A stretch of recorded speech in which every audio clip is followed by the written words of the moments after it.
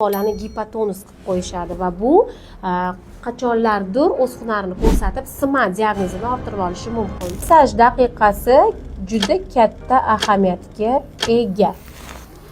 Hozirgi kunda ko'plab oyijonlar massajistlarni ko'p daqiqa ishlashiga ishqiboz bo'lib qolishyapti. Va albatta massajistlar ham noto'g'ri ishlash oqibatida o'zligini ko'rsatib, keyin shuni ko'p massaj qilib bering, pulini oqlab bering, bolangiz orom olsin degan maqsadda minutlarga xatolikka yo'l qo'yib qo'yishyapti. Bu aslo noto'g'ri. Sababi ko'p daqiqalar ishlashish davomiyligida bolada gipotonus holati kuzatiladi, ya'ni tana bo'shashib, mushaklar bo'ysunmaslik darajasiga kelib qolishi mumkin.